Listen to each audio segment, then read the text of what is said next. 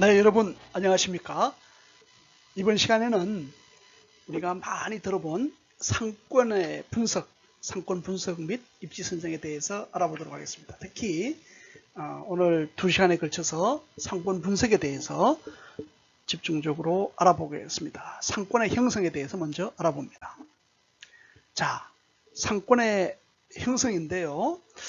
우리가 이제 그 상권이라고 하는 것을 많이 들어보죠. 사업을 하는데, 장사를 하는데, 가게를 하는데, 개별 점포 입장에서 보면 가장 중요한 것이 상권이다, 이런 말 많이 합니다. 그래서 그걸 한번 알아보도록 하겠습니다. 본격적으로 상권의 의의를 알아보기 전에 몇 가지 이렇게 개념에 대해서 한번 알아보도록 하겠습니다. 먼저 이제 상점의 입지라고 하는 것이 있습니다. 상점의 입지, 그리고 상권 설정, 또 거래권, 또 상권과 상세권, 이런 것들이 있고, 이런 것들에 대해서 먼저 한번 알아보도록 하겠습니다. 먼저 요 상권이라는 것을 본격적으로 설명하기 전에 말하는 상점의 입지,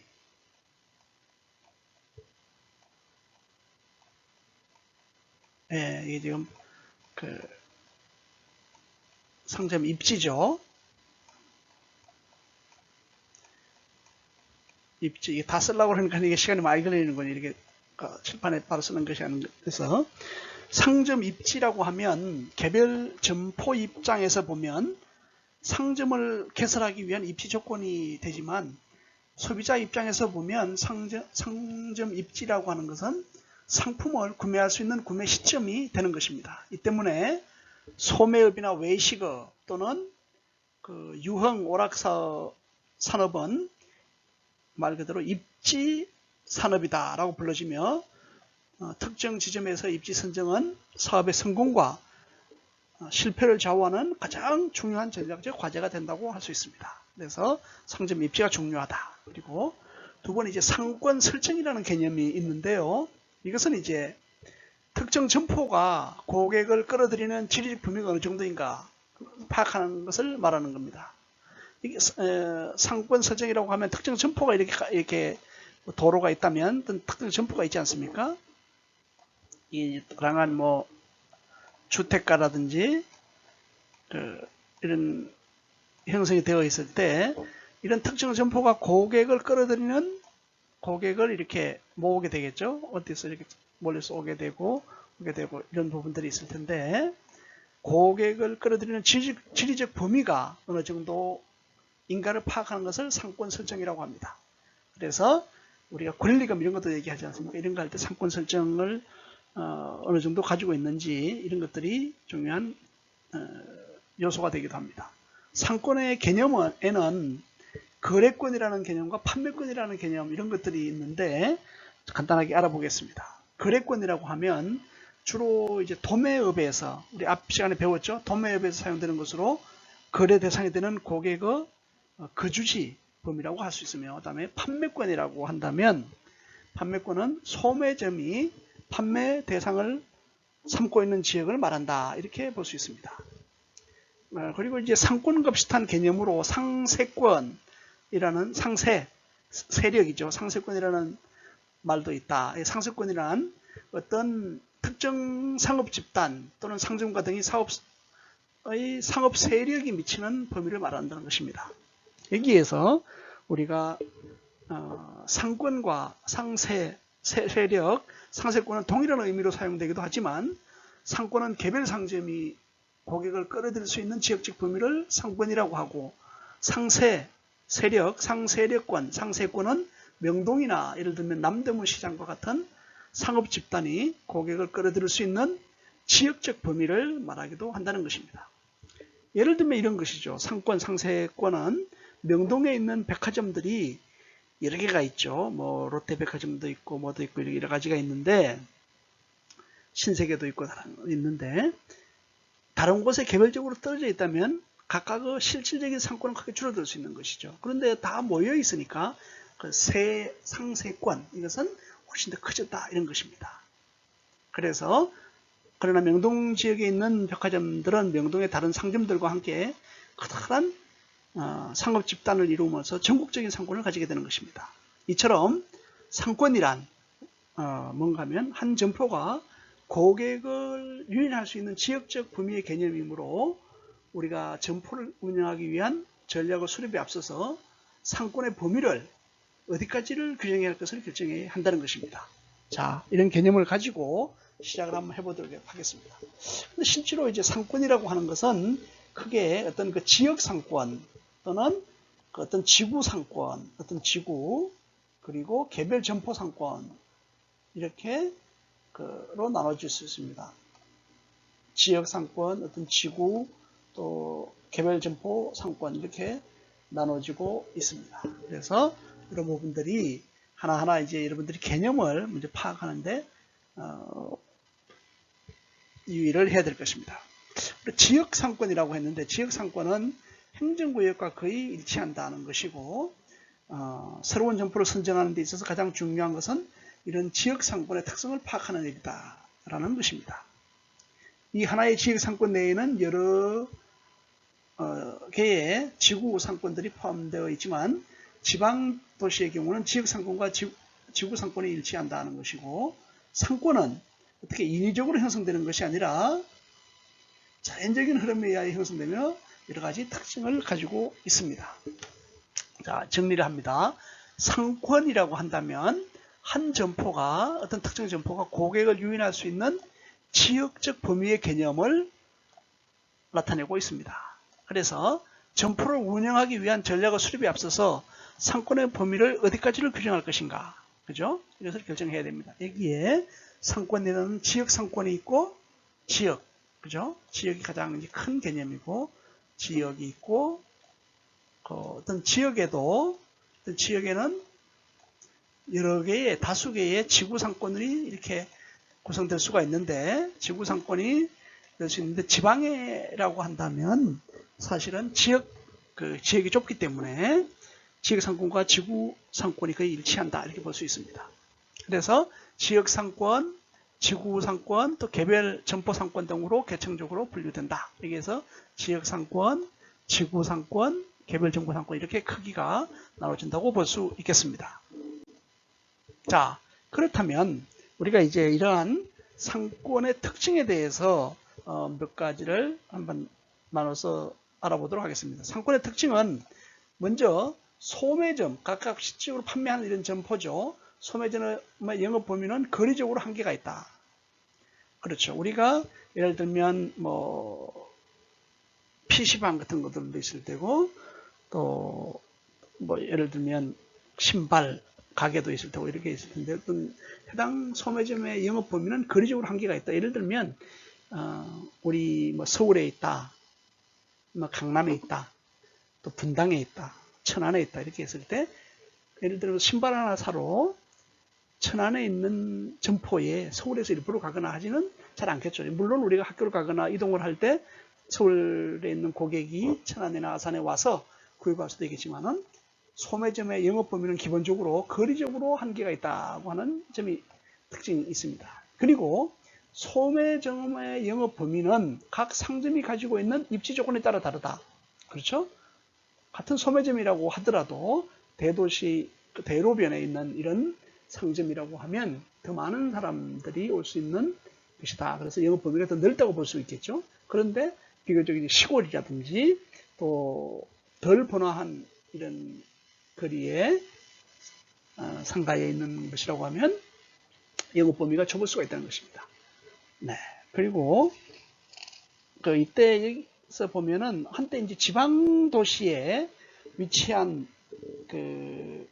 대형 제과점들이 많이 있었는데, 제조한 과자를 아무런 계약 없이 판매할 수 있었다는 것이죠. 그러나 도로 여건이 발전함에 따라 냉동시설이 갖추어지지 않으면 쉽게 먹기 어렵던 아이스크림도 서울에서 만들어진 것을 상가벽지에서도 쉽게 먹을 수 있게 된다는 것입니다. 그래서 각 소매점의 영업 범위는 상점이 가지고 있는 입지 조건에 따라 다르다. 교통 조건이라든지 여러 가지가 있을 수 있겠죠. 그리고 세 번째로는 소매점 상권은 상품의 종류에 따라 또 범위가 다를 수 있습니다. 이것은 같은 위치의 상점이라도 취급하는 상품이 무엇이냐에 따라 상권의 범위를 달라진다는 것이죠. 이때 소비자들의 구매 이동에 관한 분석이라는 것에서 허친슨은 가정을 기점으로 발생하는 구매 활동은 도시 구조에 따라 거주지 부근이라든지 부도심, 도심 등으로 구분된다. 이렇게 할 수도 있습니다. 그래서 소매점 상권은 취급하는 상품에 따라 상품이 무엇이냐에 따라 범위가 달라진다라고 이해할 수 있겠습니다. 우리가 상권의 설정에 있어서 1차 상권, 2차 상권, 3차 상권 이런 얘기를 하고 있는데 거기에 대해서 한번 알아보도록 하겠습니다. 상권의 설정입니다. 먼저 1차 상권이라고 한다면 상점 고객의 60 내지 70%가 거주하는 상권 범위를 1차 상권이라고 보통 얘기를 하고 있습니다. 이것은 1차 상권은 고객으로부터 다양하게 이렇게 거주하고 있는데 가장 가깝게 상점 고객의 60 내지 70%가 특정 지역에서 이렇게 형성이 된다면 이것이 1차 상권이라고 할 수 있겠죠. 고객들이 상점에 가장 근접해 있으며 고객 수나 고객 1인당 판매액이 가장 높은 지역을 1차 상권이라고 합니다. 그리고 이제 2차 상권이라고 한다면 조금 거리적으로 떨어져 있는 또는 구체적으로 그거보다는 상점 고객이 15 내지 20%가 거주하는 상권 범위 이런 것이죠. 이것은 1차 상권의 외곽에 위치하며 고객의 분산도가 높다고 하는 특징을 가지고 있습니다. 여기에서 통상 이제 앞에서 설명했습니다만은 1차 상권이라고 하면 식료품과 같은 편의점의 경우에는 걸어서 한 500m 이내 길게 봐도 우리가 식료품 같은 거 살 때 멀리 가기가 좀 어렵지 않겠습니까? 그리고 의류나 화장품 등의 이런 선매품이라고 하는데 이것은 버스나 승용차로 15분 내지 30분 걸리는 지역에서도 쓸 수 있다. 그래서 1차 상권을 할 수가 있는데 이제 2차 상권이라고 하면 상점 고객의 15 내지 25% 정도가 거주하는 상권 범위라고 했는데 식료품 이것은 이제 편의품일 경우에는 2차 상권 지역에서 약간의 고객하지 못하지만 선매품에는 이제 선택해서 구매하는 이런 것을 일부러 사야 되는 명품이라든지 이런 거 보면 크게 편의품의 2차 상권까지가 1차 상권일 수도 있다는 것이죠. 선매품의 2차 상권은 버스나 승용차로 30 내지 60분 정도 예를 들면 여러분들이 서울에 있는 학생들이 많이 있을 수도 있는데 경기도 분당에 판교에 백화점이 있다 이렇게 했을 때 신분당선을 타고 온다든지 이렇게 하면 대략 빠르면 15분 20분 안에 들어오기도 하고 또 버스를 타도 30분 내지 3, 40분이면 접근할 수 있는 것이죠. 그럼 2차 상권이라고 볼 수가 있겠습니다. 자, 계속해서 이제 3차 상권을 알아본다면 위에서 설명한 1차, 2차 상권에 포함되는 고객 이외에 나머지 고객들이 거주하는 상권 범위 이런 것입니다. 이것은 고객들의 거주 지역은 매우 분산된다 이렇게 볼 수 있겠습니다. 이것은 이제 편의품 고객들은 거의 존재하지가 않지만은 3차 상권에는 선매품이나 전문품을 취급하는 점포의 고객들이 5 내지 10% 정도 거주한다 이런 것이죠. 예를 들면 서울에 사는데 여행을 가고 싶다. 제주도, 부산, 호텔 내에 상점, 또 쇼핑센터 내의 스낵바 등의 기생 점포는 독자적인 고객 흡입력이 없기 때문에 이제 기생권을 갖는다 하는 이런 기생 상권을 갖는다 이런 특징도 있습니다.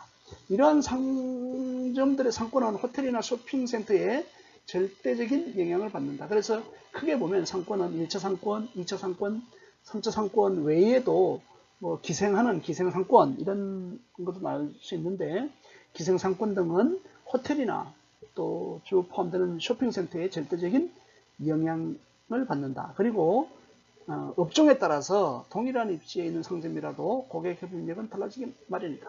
그래서 어떻게 일괄적으로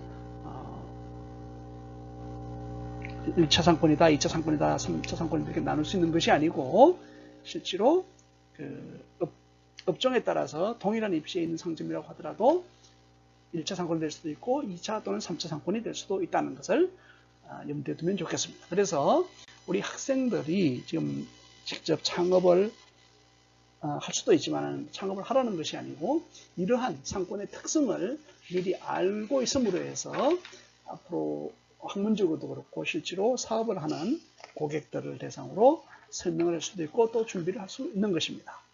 자, 그러면 이번에는 상권의 특성과 그 조사 방법에 대해서 알아보겠는데요. 먼저 상권의 특성에 대해서 한번 알아보도록 하겠습니다. 자, 처음에 상권 구성과 업종에 대해서 한번 알아보도록 하겠습니다. 상권이란 고객들의 분포 지역을 말하는 것으로서 중요한 게 뭐죠? 고객의 분포 지역을 말하는 것을 상권이라고 하는데 고객을 얼마나 끌어모을 수 있는가가 중요하다 그랬죠. 그래서 상권은 앞서 알아본 바와 같이 1차 상권, 2차 상권, 또 3차 상권, 또 나누자면 현재 살아있는 상권, 살아서 움직이는 상권, 또 죽어있는 상권 등으로 분리할 수가 있는 것입니다. 그래서 상권 이렇게 분석을 구분을 여러 가지로 분리해서 할 수 있다는 것이죠. 상권에는 예를 들면 이런 것 외에도 뭐 대로변 중심상가, 또 중심상권, 또 뭐 아파트, 주택가 상권, 아파트 단지, 또 대학가, 지하상가, 뭐 이런 것들로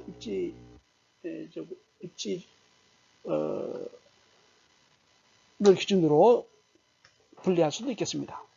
자, 그리고 두 번째로는 업종과 상권의 관계를 알아보게 되는데 어떤 업종이 어떤 상권에 있는 게 좋겠다 이런 것들에 대해서 한번 알아보는 것입니다. 그게 이제 여러분들이 예를 들어서 설명을 알아볼 수가 있는데 전자제품, 의류, 식업점, 가구점 이런 것들은 모여야 잘 되는 업종이다 이렇게 보고 있습니다. 전자제품이 예를 들면 전자제품 다양한 게 많죠.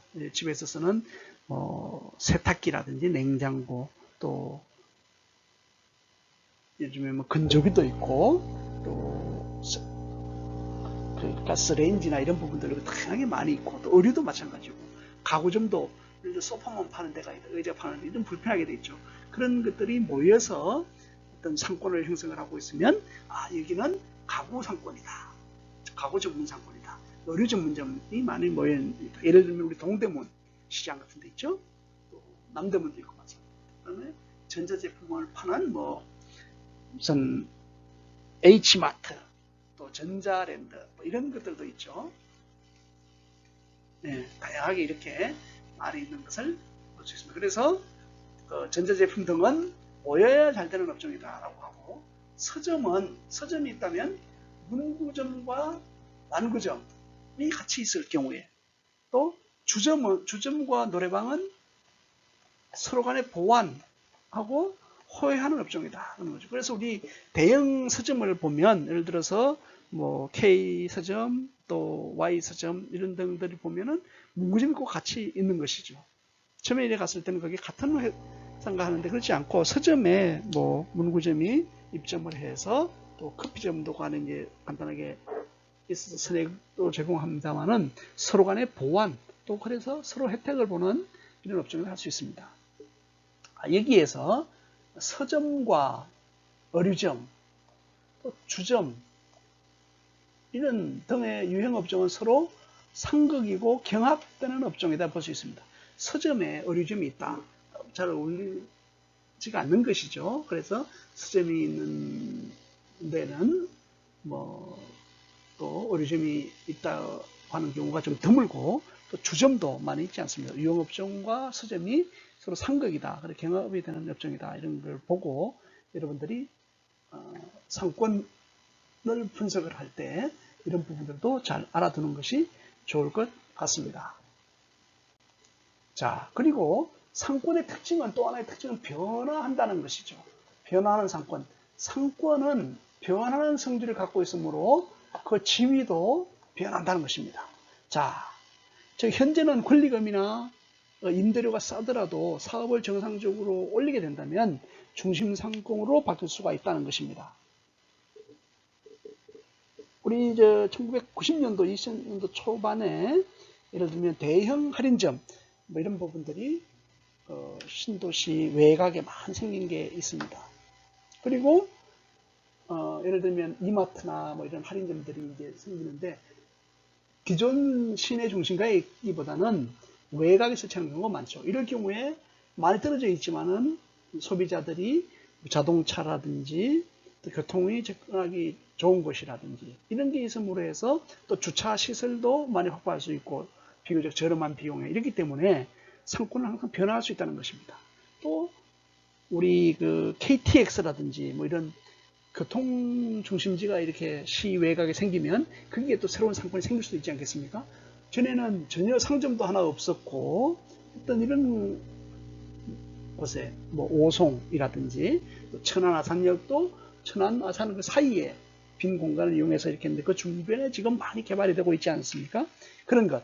그래서 상권은 변한다. 언제나 어떤지 변한다 하는 것을 항상 염두에 둬야 될 것입니다. 자, 그리고 네 번째로는 상품에 따른 상권 변화가 있습니다. 일반 상품은 상권의 크기에 따라 상거품, 중거품, 하거품으로 구분할 수 있다. 그리고 이때 단가가 큰 상품일수록 또 단위 기간 내에 구매 횟수가 적은 상품일수록 인구에 따른 판매점 수가 적을수록 대도시 지향성이 큰 상품일수록 이렇게 상권의 크기에 따라서 상거품, 중거품, 하거품으로 상품이 구분될 수 있다는 것입니다. 그리고 다섯 번째로는 새로운 상권이 언제든지 출현할 수 있다 이런 것입니다. 자, 앞에서 설명한 것은 이제 그렇게 조건이 될수록 상거품이다 이런 것이고 새로운 상권의 출현.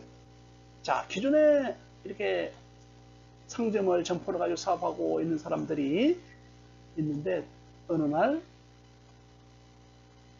유명 할인점이라든지 이게 이제 시 외곽에 이렇게 생겼다. 가구점도 마찬가지죠. 외국 이런 것들이 여기의 의류 같은 거 또 가구 이런 걸 팔때 여기서 있었는데 외국의 큰 점포가 시 외곽에 들어왔어요. 그 교통으로 가지고 차로로 간다면 접근이 그렇게 많이 걸리지도 않고 그래서 훨씬 먼 곳에서도 기존에 없었던 고객들이 찾아오고 여기서도 오고 이렇게 할 수 있는 것이죠. 그래서 새로운 상권이 출현할 때 이런 것은 이제 교외에 주로 입지가 많이 되는 경우가 있는데 유의할 점이 있습니다. 여기에서 아무리 상권이 넓어도 기존 집적지에 흘러들어간 정상적 인구 흐름을 무시할 수 없다는 것에 염두에 두어야 합니다. 글로벌 이런 업체가 들어올 경우도 있고 약간 규모가 큰 업체가 있을 경우도 있는데 그런 것들에서 기존의 정상적 인구 흐름을 무시할 수 없다는 것. 그리고 교통 조건에 대한 재검토가 필요하다. 이제 우리가 쇼핑을 하거나 이렇게 해도 차를 가지고 간다든지 이렇게 많이 하는 경우가 많습니다. 그래서 교통 조건에 대해서 많이 재검토가 필요합니다. 또 도시가 외연화하는 지역으로 공공교통터미널 지점에 대규모 입지를 선택을 한다는 것입니다. 그래서 공공교통터미널 예를 들면 KTX 주차장도 그렇고 버스나 시외버스 터미널 이런 부분에 대규모 입지를 선택하는 경향이 있다는 것입니다. 새로운 상권에 대해서. 자, 그리고 이제 상권조사 방법에 대해서 또 알아보게 되는데요. 입지 선정 과정과 상권조사 방법. 이른바 입지 선정에 성공할 때는 3L을 유의해야 된다는 격언이 있습니다. 3L은 위치.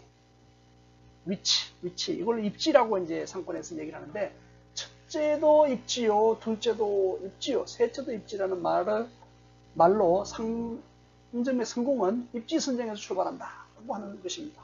예를 들면 여러분들 치킨 같은 것도 좋아하는데 치킨이 많이 이렇게 가볼 때 입지 선정이 주변에 아파트가 있다든지 이러면 대단히 유리하겠죠. 그래서 입지 선정의 성공법의 첫 단계는 점포별 적정 매출의 크기를 계산해야 된다. 잘 계산해야 된다. 둘째는 점포의 매출액의 크기는 점장, 스태프의 능력의 차이, 그리고 판매 방법 이런 차이가 아니고 입지 조건과 상권의 차이에서 온다는 것입니다. 셋째는 상권 인구, 상권의 질, 통행량, 업력, 경쟁성 등 나타나는 매출 예측을 계산해야 됩니다. 그리고 넷째 단계로는 점포의 외장과 내장에도 신경을 써야 되는 것입니다. 그래서 입지 선정이 가장 중요한데 그에서도 성공법에 대해서는 세부적으로 이런 단계를 유의할 필요가 있다는 것입니다. 자, 그리고 상권 지도를 작성하는 것입니다. 상권 지도, 이것은 광역도는 뭐 지도의 반경 0.5km, 대략 500m 단위로 500, 1km, 2.5, 2km의 원을 그리고 반경 2km 부분이 중앙에 위치하도록 비포 사이로 복사한다. 이렇게 해서 상권 지도를 한번 작성해 보는 거예요. 점포를 중심으로 해서 500m 반경 내에 세부도를 준비한다. 그리고 희망하는 업종과 관계에 있는 각종 시설은 굵은 사인펜으로 표시합니다. 이렇게 상권 지도를 본인이 직접 작성을 해봄으로써 그 특성을 정확하게 알 수 있습니다. 개업하려는 업종의 매출액에 영향을 미치는 경쟁점포는 굵은 사인펜을 표시한다. 그리고 점포와 보행자 및 차량의 통행량을 통행 방향별로 구분하여 기입한다. 유동인구의 흐름 또는 성격을 선의 굵기, 색 등으로 표시한다. 이렇게 해서 상권 지도를 작성해 보는 것이 매우 중요합니다. 뭐 거주인구, 사무실, 종업원 수, 각종 공공기관 시설, 쇼핑센터 등 각종 단체 활동을 조사, 경쟁점의 조사, 점포 앞의 통행량 조사, 상권 내 소비 지출의 금액, 뭐 기준 단가라든지 이런 것들도 중요하다는 것입니다. 그리고 4단계 상권조사 방법 4단계가 있는데 1단계에서는 상권 내 지역정보, 예를 들어 관공서, 통계자료, 특정 기관 정보, 또 기업 관련 점포 이런 걸 조사하는 상권 내 지역정보를 수집하는 것이고 2단계에서는 지역상권 지도를 작성해 보는 것입니다.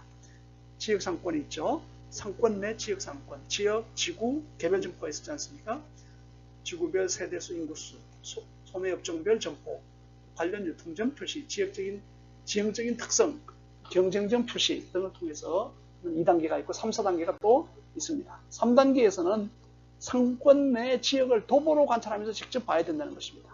연령별, 거주지 형태별, 또 혼잡한 점포, 인기 있는 점포 등을 파악을 해보고 쇼핑 통로도 파악을 해보시죠. 그리고 마지막 4단계에서는 그룹 방문에 의한 인터뷰 조사. 자, 지형 특성, 편리함, 차량 진입, 주차 용이성에 대해서 조사를 해야 됩니다. 인터뷰를 해보는 것이죠. 그리고 서비스, 접객 태도, 영업시간, 종업수, 종업원 수, 판촉 활동의 영향력을 파악하고 이동거리를 늘릴 수 있는 방안을 신청 조사해 볼 수 있는 것입니다. 클레임 처리나 신용도 체크, 사용 빈도 등을 조사함으로써 상권을 조사를 구체적으로 해볼 수가 있는 것입니다. 자, 여러분 상권 분석이 매우 중요하지만은 이것을 다양한 방법으로 상권 조사도 각 단계별로 해보는 것이 중요하다고 인식하는 것이 필요합니다. 자, 다음 시간에 또 계속해서 설명을 드리겠습니다. 수고하셨습니다.